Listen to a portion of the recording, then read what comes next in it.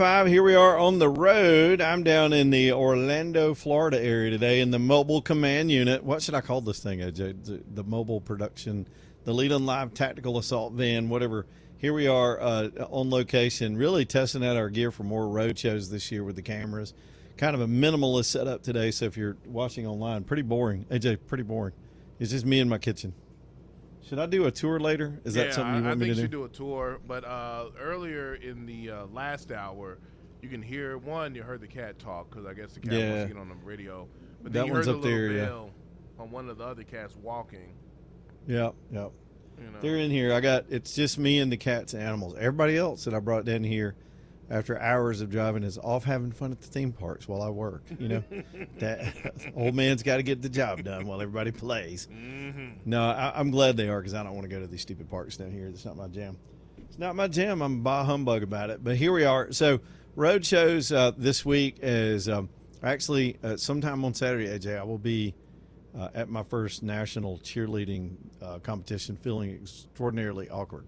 Have you worked out a routine to showcase to help them achieve? I guess, do they get gold? I know nothing. I don't know.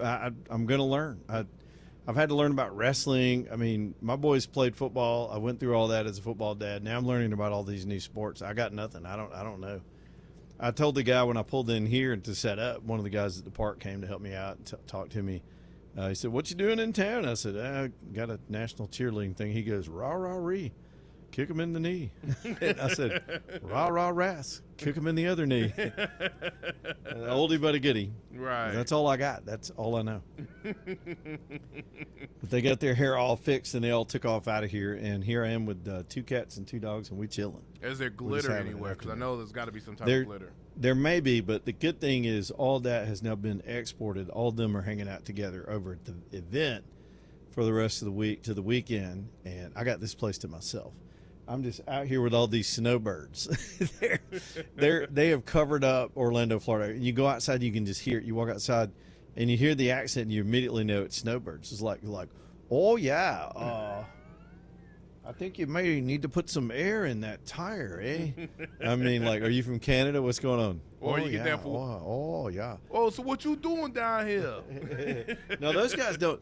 I don't know. They go over to the east coast of Florida, but these Midwestern snowbirds, they come straight here, and then they go down into the Keys. They're just everywhere down here. It's a whole economy. But I don't blame them. It's super cold there, and we got our taste of it last week. So here I am. It was 70. I think it's 72 outside. Let me check it real quick. I'm not going to make the whole show about this, but it's just fun right now. What is the temperature at the moment? 56. No, that was this morning. 72 right now. AJ, wow. 72. Tomorrow, I'll try to stick an outdoor camera out so I can pan around and show y'all some palm trees or whatever's going on out there. Yeah, I need to feel like I'm out there with you, because I'm over here and it's all gloomy and rainy. In that gloomy gray studio. Really, I'm just trapped inside. I'll get to, on weeks like this, I get to do some morning stuff. I can go out and take a walk or two and see some stuff. But, between show prep and standing here doing the show for 4 hours, you're pretty much locked down. Yeah. But eventually, I realized when I got on the road, I thought, I want to do maybe an outdoor show this week or maybe early next week. I got to get a windscreen on this mic. There's a steady breeze, and it is not going to work outside in the wind. So I think I'm going to try to just Amazon something and try to get it brought here to the park. We've done that before when we're traveling. So maybe they'll get it to me overnight. Who knows? Nice, yes. I think that'll be good. By the way, I don't know how FedEx is dealing with the ice storm, but I was through a friend of a friend that's in business. They were talking about how they have not had mail delivery around Memphis for 12 days because of the ice storm. It's a combination of the ice that stayed on the ground for a long time and then the power outages. And I know a lot of the FedEx traffic is air traffic, so if they have the airport open, they can get the packages in and out and sorted. FedEx, many of you know how their system works. It's sort of a hub and spoke system where everything in the country, no matter where you ship it, unless this model has changed in the last few years because of the pressure from Amazon, but everything that you ship in FedEx to somewhere goes to Memphis overnight, all of it. And it really created a more simplistic and predictable supply routes where the same routes are run in and out of Memphis. So all those planes come in all those trucks come in, they sort it, and they all go back on the same routes, and it gets out to the world that way. So, of course, it put that part of Memphis on the map. If you've ever driven toward Memphis, you see all those that huge FedEx facility. But I just wonder if it's affecting or delaying any other deliveries around the country if you're waiting on a FedEx package. Just top of mind, I was thinking about ordering something and thought I would throw that in there. By the way, I'm not trying to freak y'all out, but if you haven't seen your power bill yet, I mentioned it yesterday, mine's up 50%. I get these preview things from Alabama Power, and I know some of y'all are not on Alabama Power, but I think our consumption is going to be up all over the state because of that cold snap.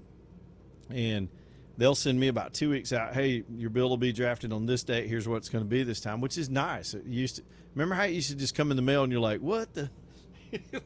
I mean, you did not know. It was like the way we used to get our report cards. We didn't know until they handed it to us. What's going on? But now it's a little bit of a preview, and I think that's helpful. And mine, it does an analysis of your use. And I was up 50% month over month from the previous month. So just y'all prepare for that. It was, for me, it was about another $130, $140, which is actually not bad compared to some of the stories.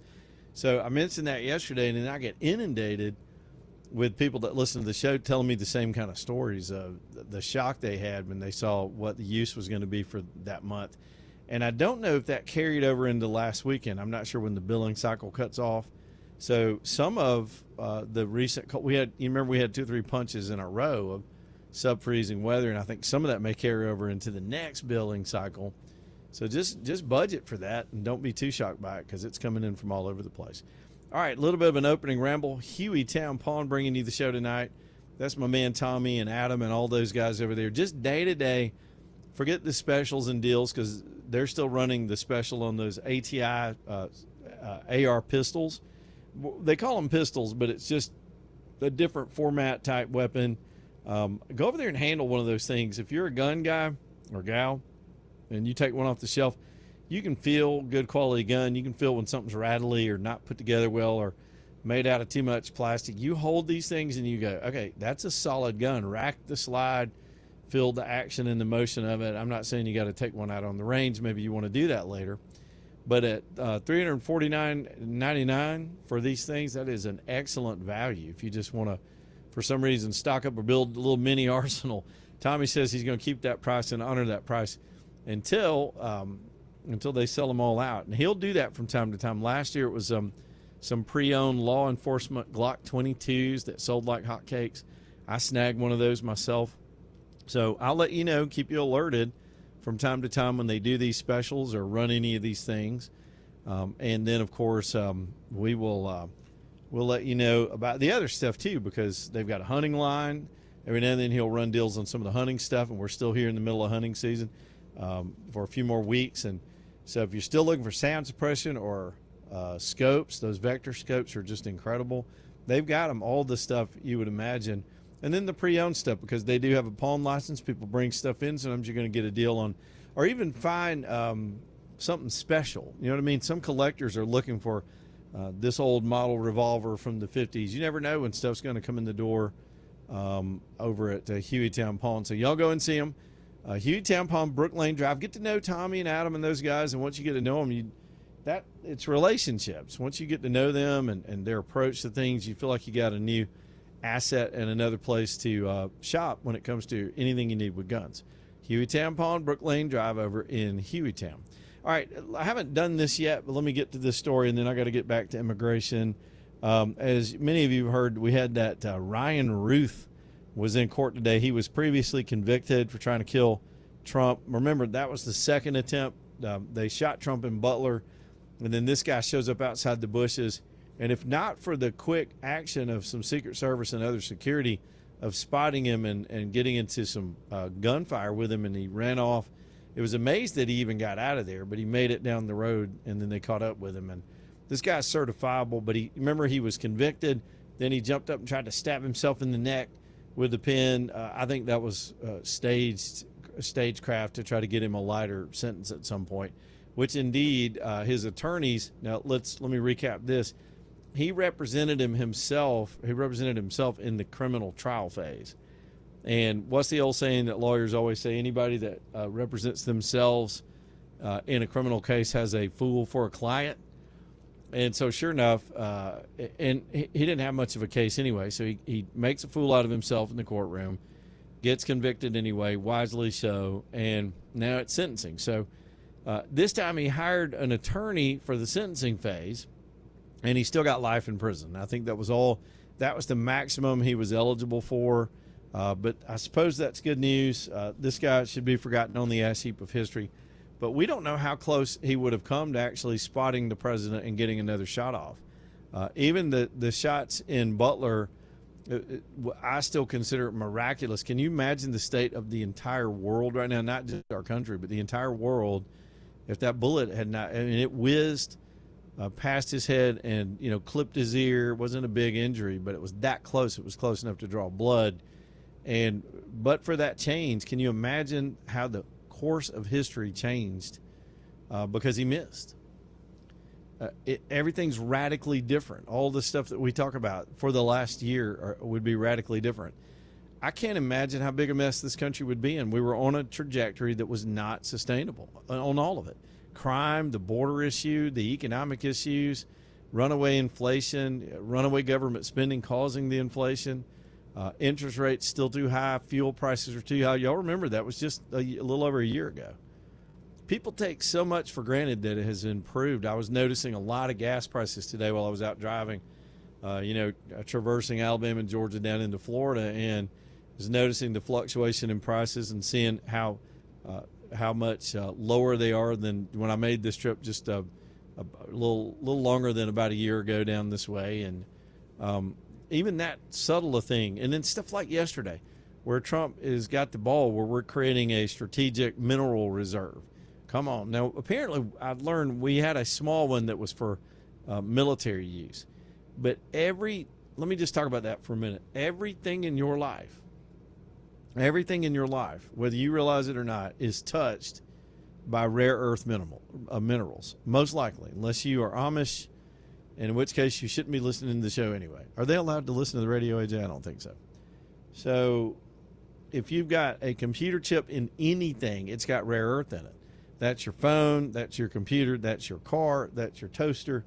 It's everything nowadays. Anything with a display, anything with a digital clock, all of this stuff needs rare earth material. And we're moving into a future where there's going to be an explosion in that need, and it's already here really for all kind of semiconductors. And whoever controls that is going to control commerce in the world, and by that, national security.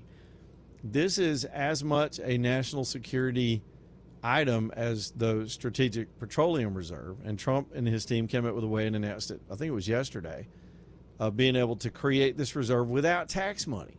They're not even going to use public funds to go out and buy up all these things and store them. And I understand that it'll be stored all over the country, closer to the mining and refining operations and where it's used, which makes sense for national emergencies, for any reason, to not give a foreign country strategic advantage over us.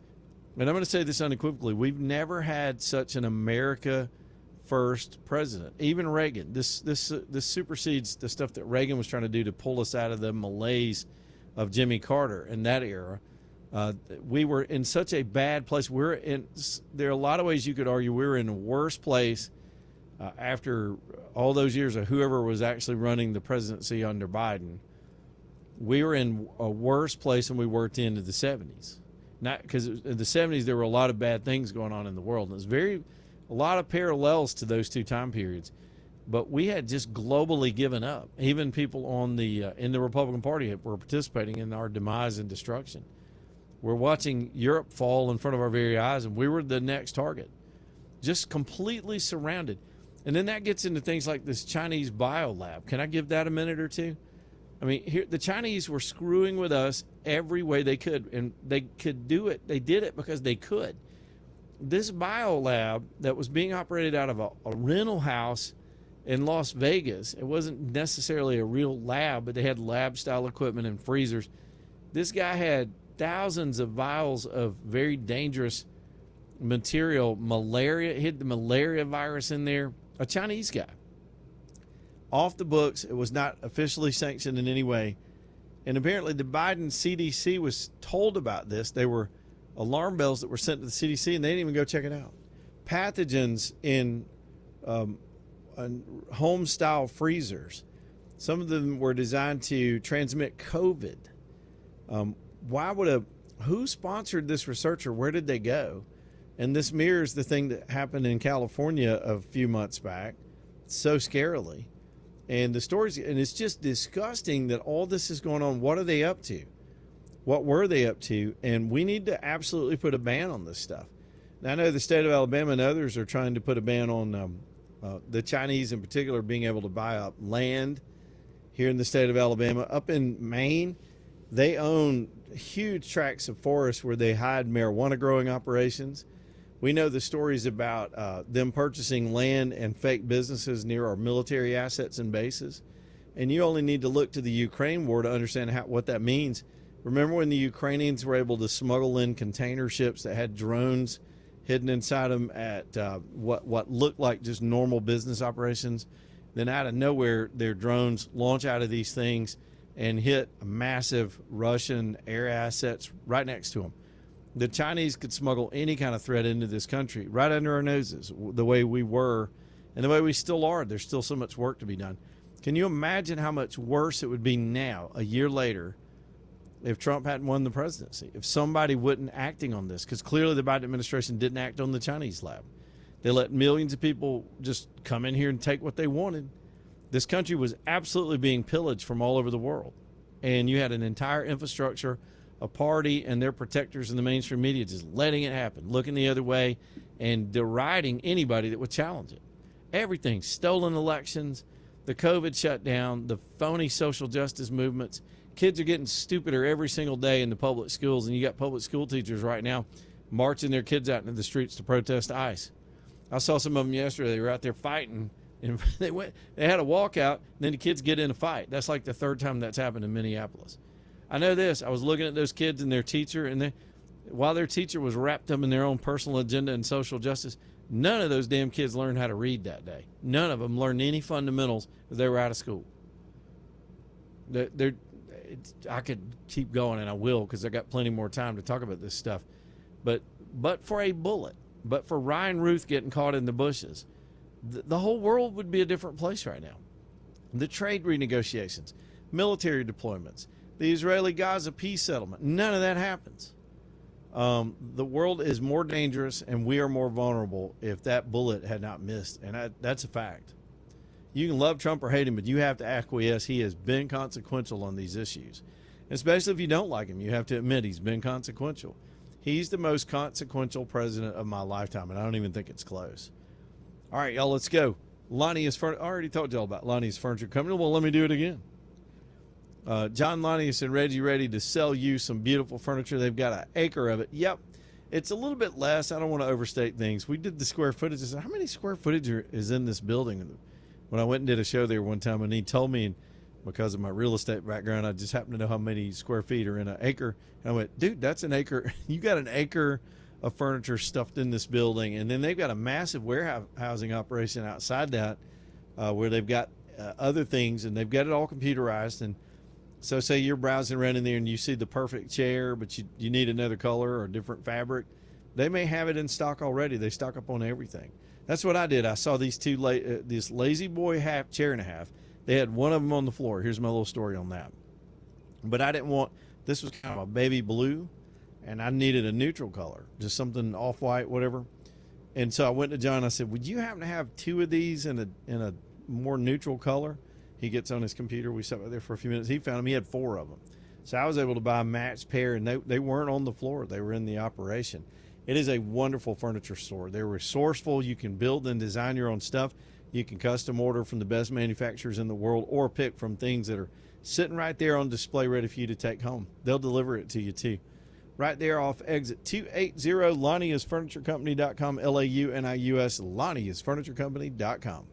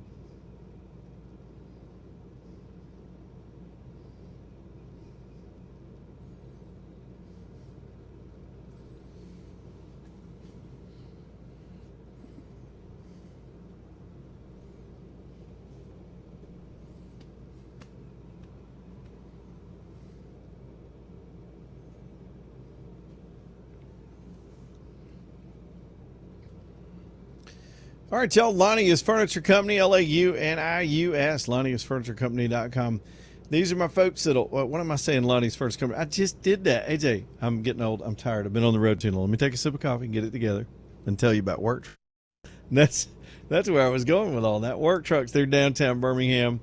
TRUX, you got to put that X in there. They got creative with the spelling, and that kind of helps you remember it too. But you got to spell it right, or you're going to wind up at the wrong dealership. Some dealership that doesn't have just the best commercial-based vehicles anywhere around. They've got them at Work Trucks. They've gone out and found the best of these box trucks, flatbeds, pickups of all shapes and sizes with different service bodies and all that on them. Y'all go and see them at Work Trucks, TRUX. LLC.com. They are downtown Birmingham, 3rd Avenue South. Bubba and his team, they have extended warranties. They'll help you get finance. They can do all of it at Work Trucks. So no sense chasing your tail and trying to figure this out yourself. You got a business to run. You don't have time to be a fleet manager. Let them handle your transportation needs with your fleet, whether it's 1 or 10 trucks, vans, cargo vans, passenger vans, and they'll keep you a supply going. They'll take that trade in after you come back to them and get you another one and keep you going. It's just a professional operation. Go see them downtown Birmingham at Work Trucks, TRUX, WorkTrucksLLC.com. All right, bottom of the hour break. We'll come back, reset some things, get into some other stuff, more of your phone calls too. 545-9950, Leland Live, Talk 99.5. Y'all stay tuned.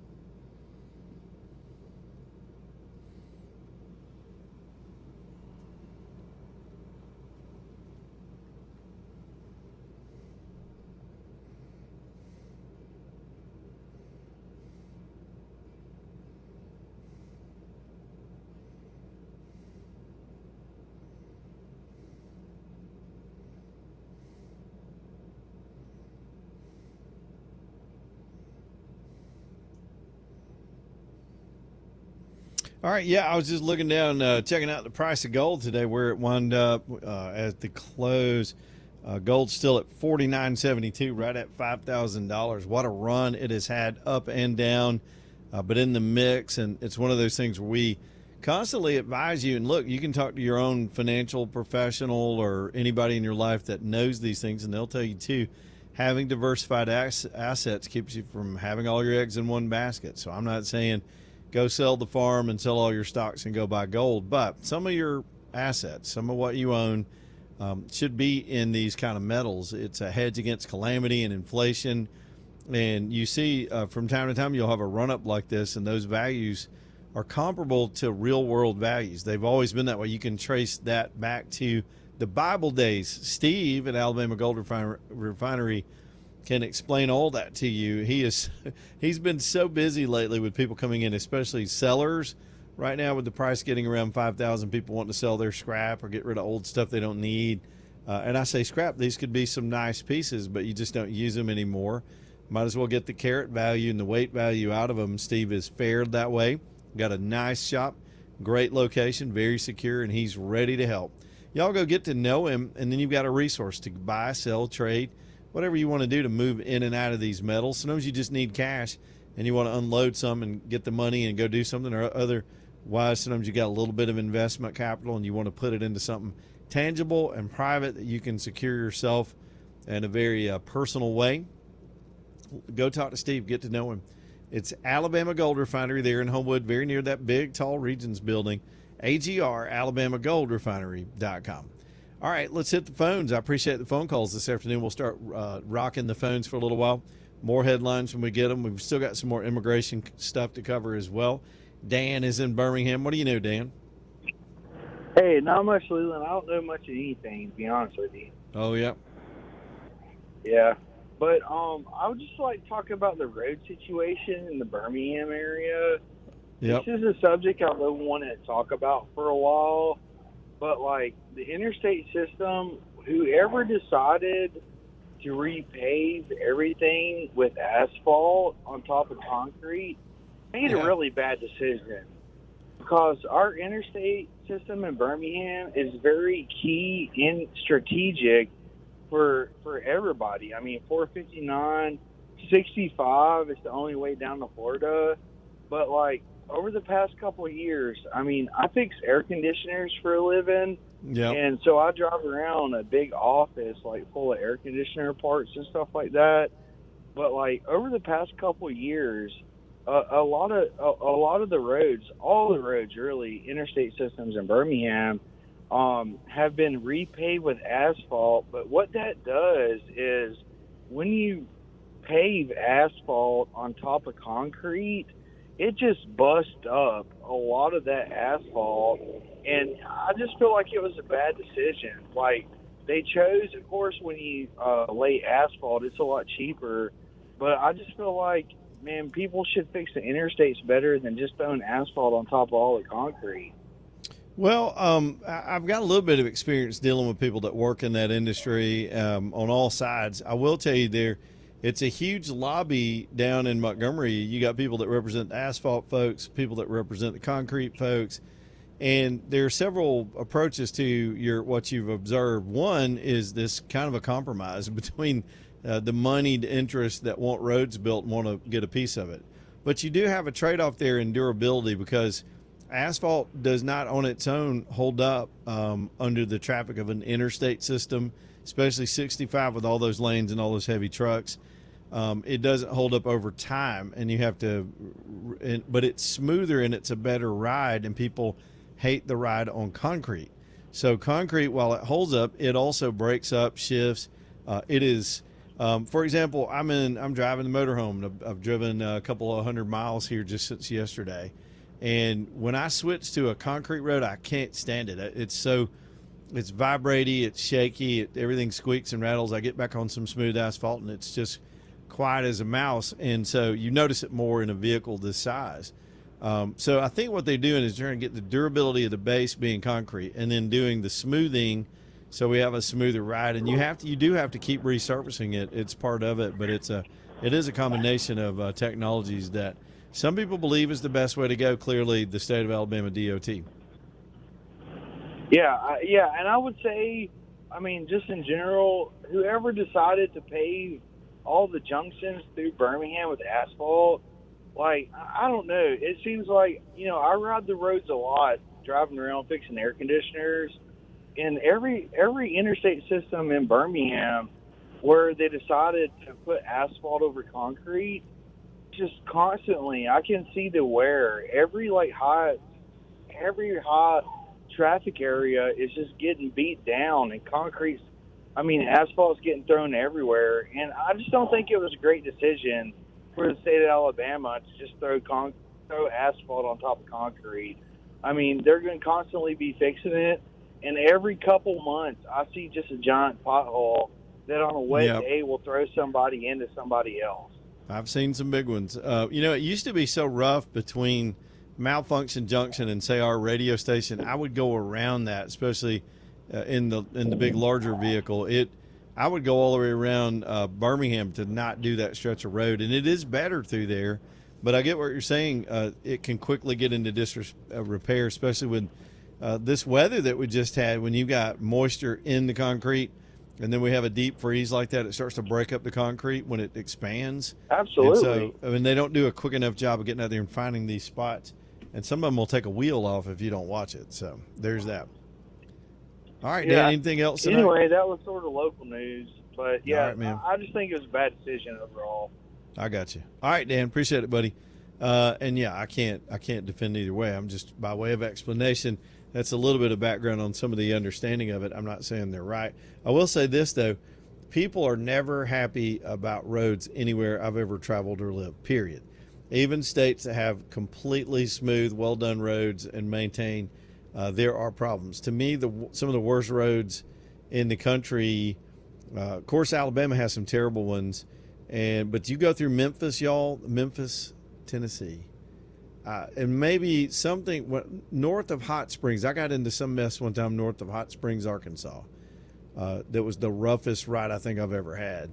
But again, when you're going down a road in a rolling house, every rattle, every vibration, coffee mugs, things start jumping around. You notice it more than even in the softness of a passenger car. But yeah, people get upset when the roads are in disrepair, and then they get upset when they're having to shut things down to repair the roads, and they're doing the construction in the daytime causing traffic jams. There's always something to bitch about with the roads. AJ, you got anything to bitch about with the roads before I change subjects? Go ahead. Just take it out on the road, people. Well, it's not really about the road because, it is what it is. And, if I was in that position, I get it. Like, you got to do what you got to do. It's just like, look, people, you don't have to, stop on a dime and pay attention to what they're doing. They got a job they got to do. Keep the traffic up. Keep the flow of traffic going, please. Road politics. But it goes back to some of the oldest, most basic things we need government to do. If you just want to look at it from that approach, is just fix the potholes, man. Quit trying to tell my kid to sex change themselves in the schools and fix the freaking potholes. Okay, Sam is in Birmingham. Let's go back to the phones. I appreciate the calls tonight. Sam, what's going on, buddy? Hey, I thought that we were doing miscellaneous topics tonight. Let's do it. Yeah, it's a you. grab bag right now. It's grab ass with topics. The potpourri. Leland's potpourri. Yeah, that's it. So, last couple days I've seen a story. It's been evolving about Savage's Bakery in downtown Homewood, which has been there for 80 years. Yeah. They're closing their doors on February the 14th.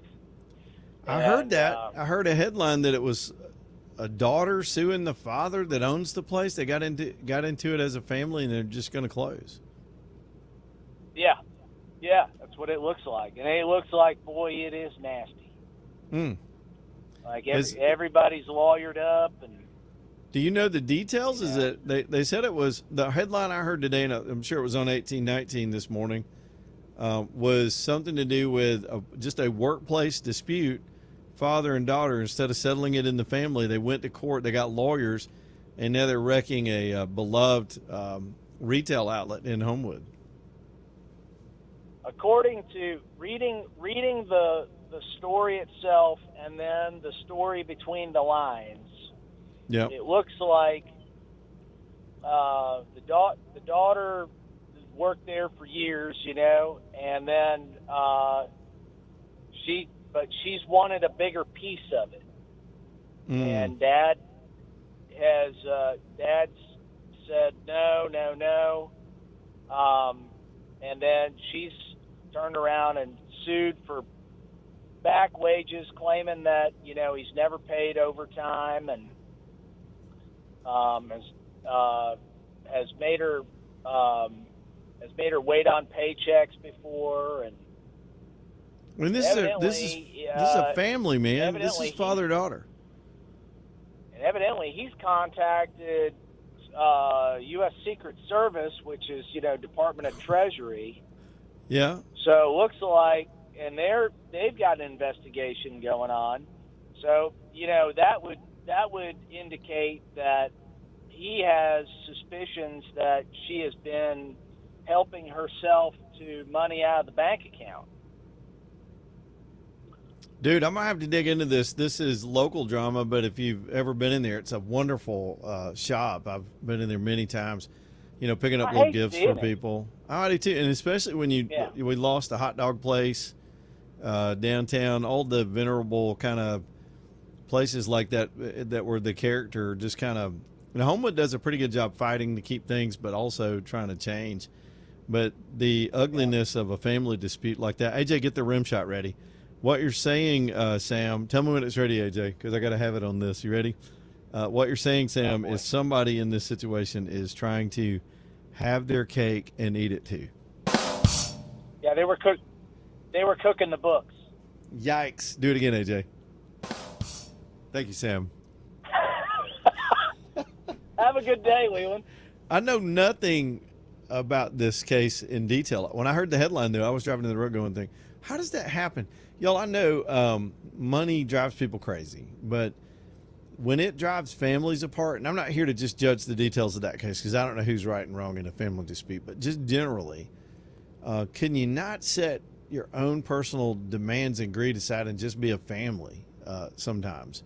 I've seen families tear themselves apart over the will when somebody dies. Y'all know about these stories. Epic feuds, brother and sister, over money, over stuff. You're all going to die. We're all going to die. Most of us won't be here in 50 years. You're not taking any of this stuff with you. And then you trash the one thing you had your whole life was people in your family. That's just, it's just a bad perspective, I think. And that's just me judging from a distance. James is on a cell phone. Let's go to James's call. What's up, buddy? How's it going, Leland? Hey, man. I'm going to try to shed a little light on the previous caller about the roadways in Birmingham. Years and years ago, when they paved these roads with concrete, they thought it was a great idea, to cut some expansion joints in there, and then they fill it with this little rubber filler. Well, over the years, that rubber filler gets broken, and hard weather, it gets real brittle, so it breaks out of there. Well, then those expansion joints crack in between. Then water gets in between them. Then we have hard freezes like we have now, and the ground gets soft underneath it. And then those pads are usually about a 10-foot square. Every expansion joint is about every 10 feet. Mm-hmm. And you're going down the interstate on the concrete, you can feel that. Oh, yeah, it's always.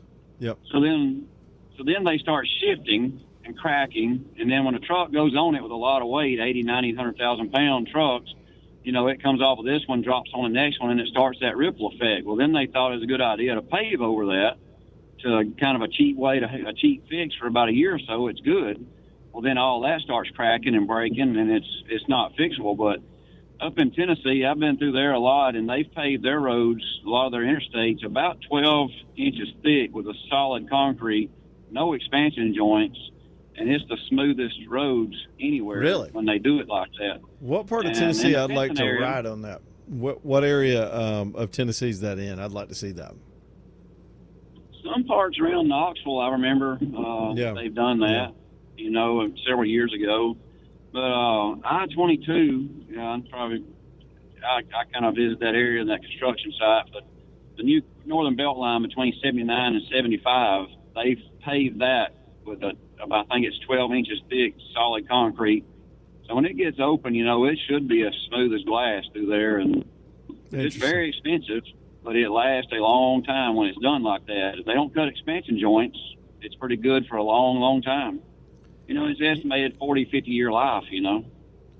Well, I've never seen any of it that works perfectly, and I've got complaints about all sides of it. And but there's money to be made, man. And I'm telling you, there are people in the road business that got in the road business and have never built a road, but they got political connections and they'll get the contract. And I'm just saying. So there's politics involved in it as well. So everything that happens is political, ain't it? Yeah, it seems like it. James, I appreciate the update and the info on how that works. Yeah, funny we get to talking about roads. It's eternal. All right, I see you over there, Tom, but we got to grab this break. So you hang in there. We'll come back to you. I think this is Tom's second shot to try to get in. Alabama Gold Refinery. I already talked to you about Alabama Gold Refinery. AJ, I'm running on fumes, man. I gotta focus, man. Distinctive Pools. That's who's next. That's Gary Levesque and his team. Man, y'all, it was 72 when I got here today. Now, don't be jealous because I just looked at the forecast. It's back in the 50s tomorrow. We got a cold front. The cold front y'all are dealing with is on its way to where I am today. But, yeah, it's hard to sort of envision swimming in a pool when you've been freezing for weeks. But this is really an excellent time of the year to get this kind of construction done. They got to come dig a hole, make a little bit of a mess. But when Gary Levesque and his team are done, you've got something beautiful that you'll show off to your whole family and your visitors, and you can entertain around it. You don't even need to always be swimming in it nowadays because Gary Levesque's firm does hardscape features as well. They can build you those kitchen tie-ins and outdoor living space tie-ins with, a TV and a fireplace, all that wonderful stuff. It is distinctivepools.com. Just decades of experience with Gary alone. He's 40-plus years of pool building and hardscapes. And then you've got that team around him. Let them come draw in the dirt with you. Make a dream. Get it, turn it into reality. Get a plan. Develop a budget. Let them help you with financing. They've got companies ready to help on these specific projects. And you can get to digging and be done by spring. It's distinctivepools.com. What are you waiting on? Distinctivepools.com. Back in a minute.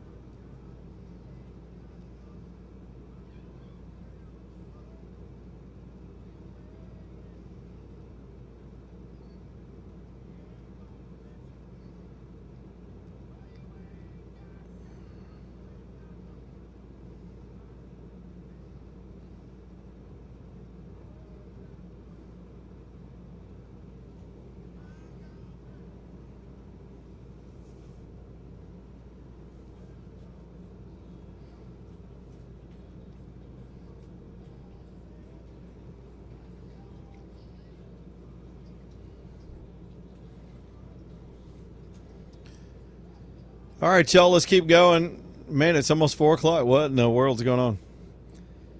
Hey, AJ, you want to see my cat? Hang on. No, he's drinking water right now. I was about to give him his internet debut, but he came over here and started messing with me, and I thought he wanted to be. He's the loner. His name is Leo. He's King Leonidas. And he is just having some water right now. Never mind. I was about to debut him on the camera, maybe in a little bit. All right, here we go. Tom and Calera. He's up next. What's up, Tom? Tom dropped off again. That's it for you, Tom. Boomer, what's up, buddy? How you doing tonight? Hey, what's going on? Hey, brother Leland, how you doing today? I know everything's blessed my way. Yeah. Absolutely. Hey, man, I was up at the summit, and I walked into Thomas Matthews, the high-end suits and, you know, upper. And then Hugo walked into both of them, and I had to ask, why don't they make mannequins that look like us? Yeah, like a little pot-belly mannequin or something with a little girth to it. I know what you're saying. Yeah, women say that all the time. Like on me. I want to see what it looks like on me. I'm with you. Women talk about that all the time. They've got these impossible shapes. And then with the men, I don't need to see some 25-year-old buck with the big old arms. I mean, show me the dad bod. Let me see how that shirt's going to hang. That would be a lot more realistic. Women, I think they say they want that, but they would object to it. In other words, you had a plus-size mannequin. Women are not going to buy what you put on that mannequin. They do not want to look like that. The illusion is what they're buying will make them look slimmer. Men, though, I think we're the opposite. If we saw a dad bod mannequin and we go, okay, all right, that makes sense. Yeah, give me two of those. I mean, we don't really care what people think what we wear. Sometimes we do. Yeah, we do. But sometimes, especially when you're wearing a suit, you want to know what it looks like on you. Hey, check this out. Come have lunch with me Friday at Kraft Burger right there beside the Holiday Inn on 280. It used to be the old Wendy's. Yeah. Well, I am on the road this week. AJ? I cannot do that. But AJ will do it. Well, AJ, I just obligated you to lunch with Boomer at the Kraft Burger. No, they'll put him to work because Jocks is going to be there too. Did you say Kraft Burger? Did you say Kraft Burger or Crap Burger? Kraft. Okay. Like, boy, this is a great craft, like a plumber or a electrician. Okay. Craft. Well, plumbers also do it with crap, so I didn't know what you were saying. Well, I appreciate the invite, but he didn't formally invite me. He invited you, Leland. So that's true. AJ feels hurt. I want to in his feelings. I want to formally invite Birmingham in general. The Stallions coach is going to be there, AJ McCarron, and the coaching staff, and a couple of players too. I believe JoJo will be there, and a couple of other players. So come by, have lunch with us. The first 50 will get their lunch free. And then Saturday night at the clubhouse at Protective Stadium from 4 to 7, you can come up there and come pick your seat and grab your tickets, man, and hang out with the coach and the players. The biggest Stallions fan on planet Earth, our friend Boomer, with a cheap plug. I like it. There you go, Boomer. All right, buddy. Here's the top of the hour. Let's do the 18-19 news. Y'all get all into it. Here go the Stallions. Did I see they have a sign they hold up, AJ, that says "Buck 'em"? I think so. That's the Stallions thing. Buck 'em. I'm like, okay, all right. I might want one of those shirts. Back here in just a minute. Leland Live. Y'all stay tuned.